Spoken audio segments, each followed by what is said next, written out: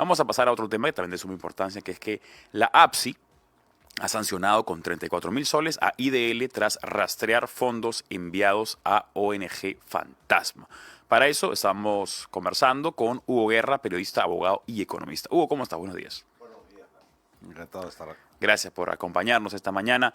Vamos a ver primero una nota, ¿qué te parece? Para poner un poco en contexto a la población y luego la comentamos. Una nota justamente sobre las ONGs extranjeras y sus gorritis. ¿Quién controla a los que desestabilizan?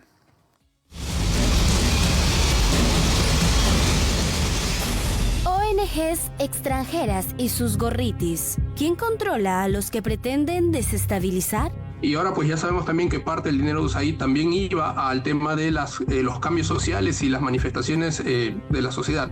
En Perú tenemos a IDL Reporteros, financiados por la Open Society de George Soros, y a diferentes medios de comunicación. Sin embargo, hace algunos años se intentaba ridiculizar a todos aquellos que pensaban aquello. Bienvenidos de vuelta a La Encerrona, tu mini noticiero en pandemia. Hoy nos cuidamos de Soros, o mejor dicho, de las conspiraciones alrededor de Soros y de esta teoría de la conspiración en particular que es viejísima. En la época de Fujimori ya te decían que si tú marchabas era que te había pagado Soros.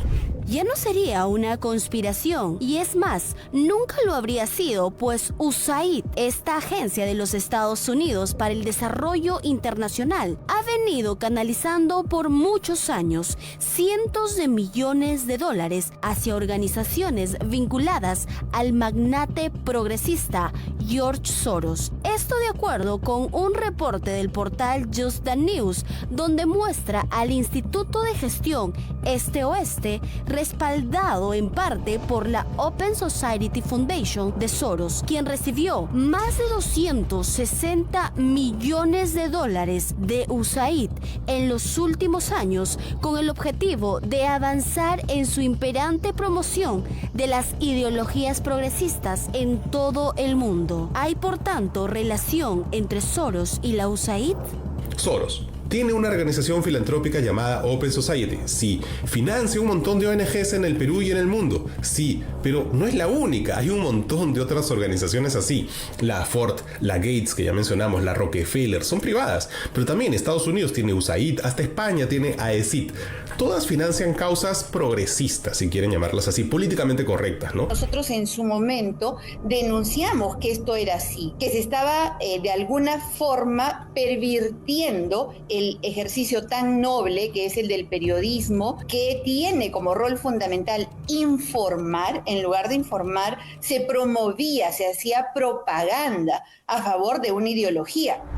Y es que todo esto que Cifuentes quería ridiculizar hace unos años, hoy se confirma que nunca fue una exageración el señalar los incansables esfuerzos de George Soros, este señor que de acuerdo a Los Angeles Times se hace llamar Dios y que no puede vivir sin reglas impuestas por otros. En su momento pudo haber parecido no solamente conspiración, éramos los conspiranoicos, sino que además éramos aquellos que nos oponíamos de manera obstruccionista a los cambios que eran necesarios.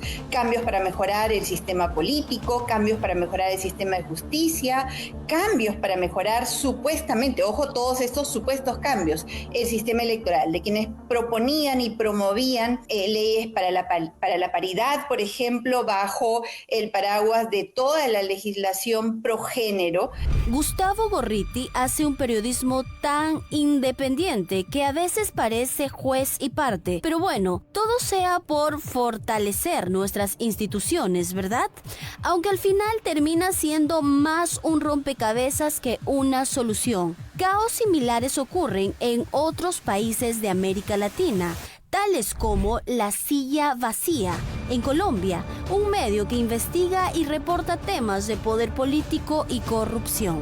Razón Pública en Colombia, una plataforma académica de análisis. Fundar en México, que promueve la rendición de cuentas. Cyber en Chile, Centro de Investigación e Información Periodística. Todos estos medios distribuidos en Latinoamérica, direccionados a una sola causa, su conveniencia. Esta información sostiene que ciertas organizaciones, bajo una apariencia neutral, actúan según sus propios intereses y no por ideología. Han atacado a gobiernos de distintos signos, autoritarios, populistas o democráticos, generando polarización y debilitando liderazgos locales. Esta crítica se coloca en un alto relieve por no ser elegidas democráticamente, no rendir cuentas y financiarse con recursos externos vinculados a intereses geopolíticos. ¿El Perú seguirá ajeno a esta realidad? Muchas gracias, Kenia Ramos, reportera de Betel, por esta importante nota. Estamos conversando con Hugo Guerra, periodista, abogado y economista. El tema en cuestión es justamente lo que se ha plasmado en la nota, lo que venimos conversando ya también hace algunas semanas acá en Betel, que es que la APSI ha sancionado con 34.000 soles a IDL tras rastrear fondos enviados a ONG Fantasma. Y para poner un poco más en contexto, esto acá es importante mencionar que IDL quería o solicitó que la ley que permite la fiscalización de las ONGs no se aplicara a ellos. A todo lo demás sí, pero a ellos no. Hugo, ¿es el fin de IDL? ¿Lo ves pronto o ante qué estamos? Primero, ¿ante qué estamos? Ante una red internacional de ONGs que son auspiciadas por fundaciones que tienen intereses precisamente geopolíticos, de control de países subdesarrollados o en vías de desarrollo y de promoción de una agenda que no es progresista, yo diría que es regresista y que en algunos aspectos incluso podríamos decir que es hasta satánica. Dentro de esa red se inscribe la Open Society, que es una de las tantas que financia junto con la Ford y antes la USAID a las ONGs que dicen defender los derechos humanos en el Perú. Sí. Dentro de las que están siendo auspiciadas está el Instituto de Defensa Legal, un instituto que tuvo la característica inicial de infiltrarse en todo el sistema judicial y fiscal en el Perú, vía adoctrinamiento, vía entrenamiento, vía estímulos económicos a jueces y fiscales para tener control de la justicia en nuestro país. Lo que se ha descubierto a partir de la nueva ley que le permite a la Agencia de Cooperación Internacional, la agencia peruana, es hacer exigencia no de una auditoría, sino de una rendición de cuentas, la transparencia. Y lo que se ha encontrado es el método cascada. ¿Qué significa el método cascada? IDL era como una central, o es como una central, que recibe los fondos internacionales y los gasta a su libre albedrío, en fines nada santos. Fines políticos, fines ideológicos, fines judiciales, como el caso Lavallato. Sí. Recordemos que IDL es defensor de Odebrecht, entre otras cosas. Y lo que se ha encontrado es que para poder usufructuar de ese dinero de una manera descontrolada, lo distribuían, es decir, subcontrataban a otras ONGs más pequeñas que hacían el trabajo de campo, supuestamente. Pero ahí ha saltado un error de parte de ellos. Hay una evidencia. IDL le daba el dinero para ser gastado a una ONG que no existe. ¿Cuál es ahí entonces la teoría? ¿Que ese dinero se quedaba dentro de la casa de IDL? A ver, ¿O se inflaban los precios para fingir? Por experiencia propia, porque en la década del 90 yo mismo fui gerente de una ONG de los medios de comunicación.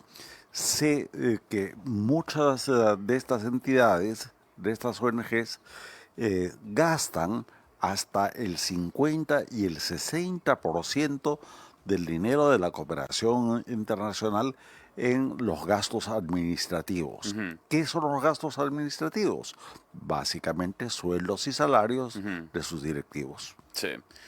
curioso, ¿no? Porque O sea, una estafa. son organizaciones que se venden como tenemos un principio loable, altruistas, queremos ayudar a los más vulnerables, pero primero se ayudan a sí mismos y luego con lo que queda parece que lo utilizan verdaderamente en las causas.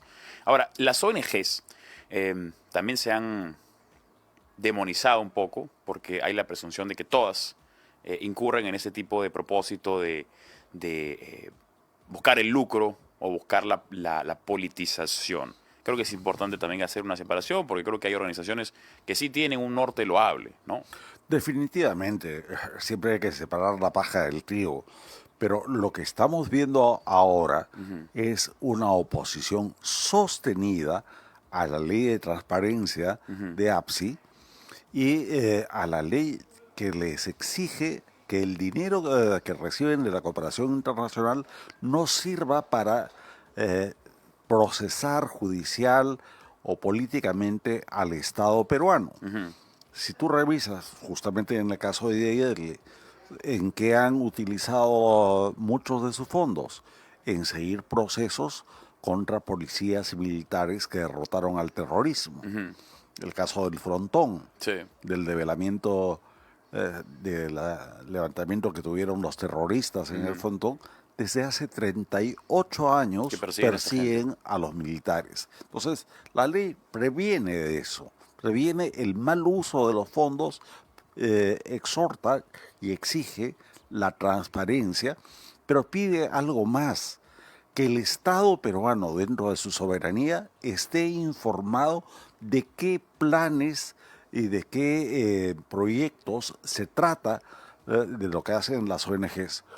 Este es un acto de soberanía. Cualquier país necesita saber qué políticas se auspician con dinero extranjero dentro de su territorio nacional. Es un principio de seguridad. Ahora, la figura del señor Gustavo Gorriti también es una figura bastante polémica. El señor parece que operara en la sombra, luego sale a decir que está muy desvalido, que no puede asistir a las invitaciones de la Fiscalía para poder responder a las propias diligencias. Tampoco asistió al Congreso en el 2023 cuando se le solicitó que asistiera a la Comisión de Justicia. Pero luego el señor sí asiste a otros eventos. O sea, elige a dónde asistir y a dónde no, dependiendo cuál es su estado de salud convenientemente en el momento. Conozco a Gustavo Gorriti desde hace, no sé, 40 años o más.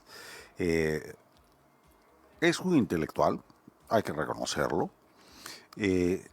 Conoce los principios del periodismo, aunque propiamente no es él un periodista, en todo caso es un comunicador.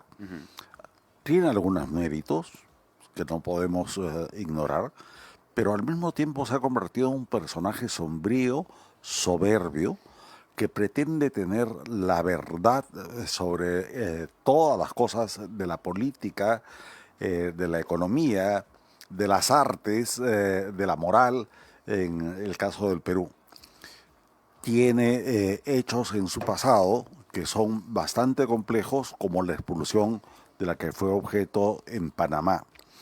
Y en el momento presente, él no solamente se ha endiosado, sino que se ha puesto por encima de todo el sistema judicial y fiscal peruano. Efectivamente, no concurre a las citaciones, no coopera con la entrega de su celular, no permite que avancen las indagaciones a las que cualquier ciudadano peruano debe allanarse. Lo extraño del caso es que la Fiscalía no le exige, no lo toca, el Poder Judicial tampoco. ¿Por qué? Sí.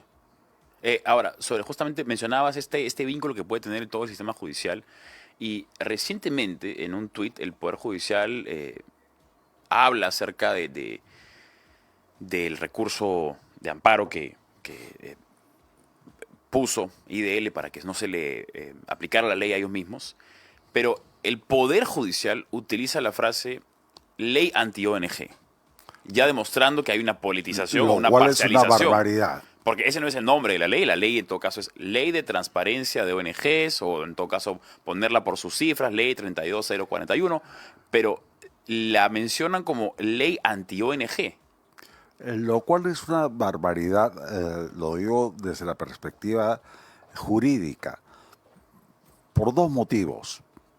Uno, no le corresponde al Poder Judicial tener ningún tipo de acción respecto de una ley democráticamente aprobada por el Congreso. El Congreso puede gustarnos o no, pero ha legislado dentro de las normas constitucionales, dentro de las normas democráticas.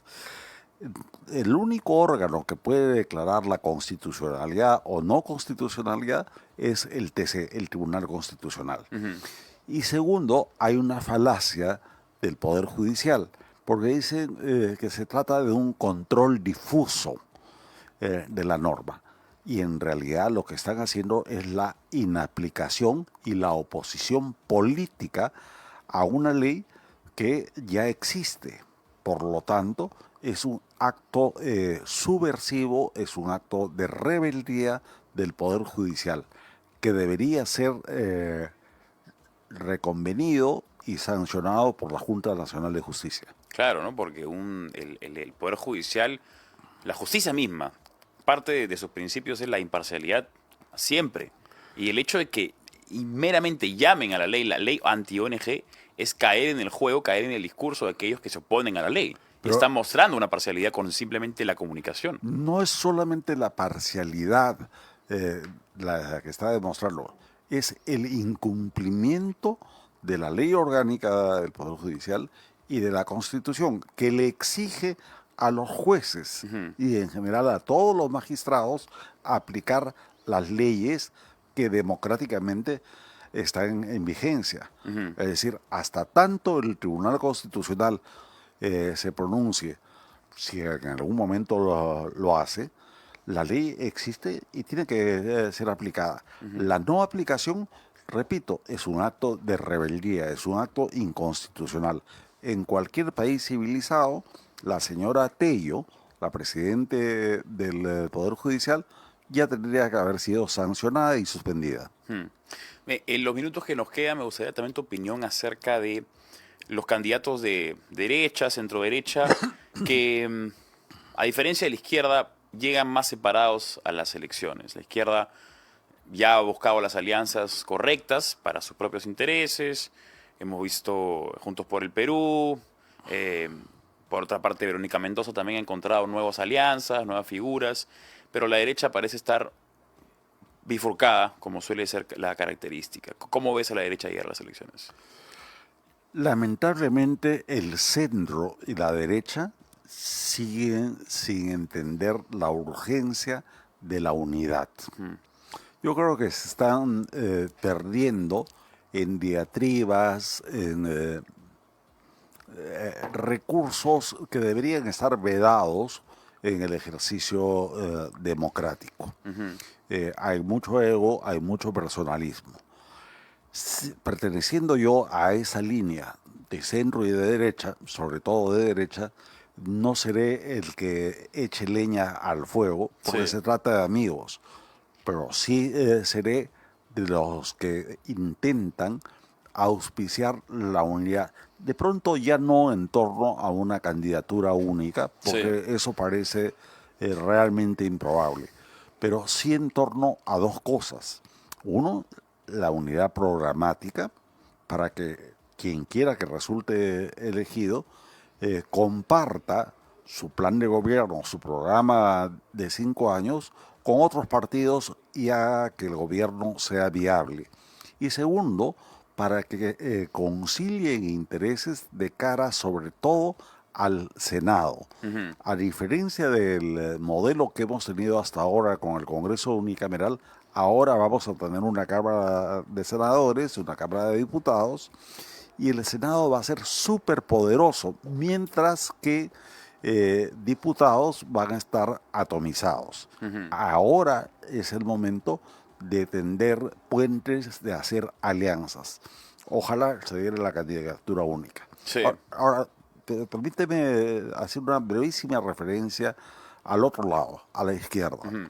Sí, hay varios grupos que están intentando unirse en la izquierda. El que más me preocupa es el que encabeza Verónica Mendoza con el doctor Alanoca. ¿Por qué? Porque Verónica Mendoza ha dicho, yo no voy a postular, el candidato va a ser Alanoca. ¿Quién es Alanoca? Un hombre que tiene pergaminos académicos inobjetables. No es ningún tonto, pero que está en la línea de Evo Morales y de una cosmovisión que se llama el buen vivir. Sí.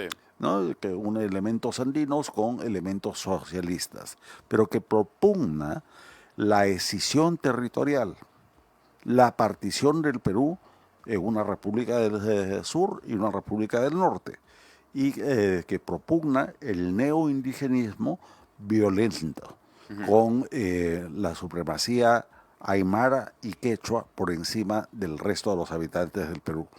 Esta corriente en Lima no la percibimos. En el mundo andino sí cala y cala profundamente. Tengamos cuidado porque eso puede llevarnos a un proceso particularmente violento que no sabemos hasta dónde puede llegar. Y es curioso también, o es importante mencionar que al Senado, como tú bien mencionas, va a ser una Cámara bastante poderosa y 30 de los senadores van a ser elegidos de manera regional. Eso quiere decir que en cada región se va a elegir solamente a uno. Y en muchas regiones del sur, holgadamente va a ganar la izquierda. Más aún si es que tienes, por ejemplo, a figuras claves, ¿no?, para poder atraer los votos. Así es. Y ahora, sobre el proceso mismo, hay que llamar la atención sobre las dificultades prácticas. Muy en resumen, vas a tener una cédula electoral, un papel de votación. Una sábana va a ser. Que va a ser más o menos, por lo que he visto del modelo presentado en el Congreso, de 1,20 m de largo, con 43 símbolos en los que tienes que elegir diputados, senadores regionales, senadores nacionales, plancha presidencial, Parlamento andino. El tiempo promedio histórico para que personas como tú y yo, con una formación medianamente académica, para votar es de 1,5 minutos. Se calcula que ahora los electores, ante la confusión, teniendo ese mismo nivel educacional, pueden demorarse entre 3 y 5 minutos. El tiempo de votación va a ser bastante más largo. Y el tiempo y el ratio de confusión o de error también va a ser altísimo. El voto viciado de manera... Sí. El segundo problema que tienes antes de la confusión es el recuento de votos en mesa. Es complicadísimo. Y ya sabemos cómo se componen las mesas a última hora, en fin. El problema de la votación que puede inhabilitar los votos, los puede invalidar, en el peor escenario puede llegar al 46%. 46%. Sí, y si llega al 46%, constitucionalmente las elecciones se anulan. El riesgo es muy alto porque tienes, así en un promedio rápido, un 30% de electores que son analfabetos funcionales, es decir, que saben leer y escribir, pero que no tienen una capacidad de raciocinio alta. 30%. Y luego tienes 2,5 millones de jóvenes que por primera vez en su vida van a votar y 1,5 millones que por primera vez van a votar por un Senado. Entonces, el proceso electoral se plantea dificilísimo. Si frente a eso el centro y la derecha no se organizan, no se alinean y no se unifican, bueno, las esperanzas realmente se alejan de que tengamos un buen gobierno. Importante lo que menciona Hugo Guerra, el rol de la academia, el rol de los medios de comunicación, el rol de los propios organismos de educar a las personas para que puedan votar, no solamente elegir bien al candidato, sino para que puedan elegir bien a cualquier candidato, porque va a ser compleja la elección y va a seguramente demorar muchísimo el conteo. Hugo Guerra, periodista, abogado y economista, estuvo con nosotros. Hugo, muchas gracias por acompañarnos, siempre un placer conversar contigo. Con eso terminamos el día de hoy, pero no se muevan porque viene Fabricio Cajadillo con su programa Hora Punta. Chao y buenos días.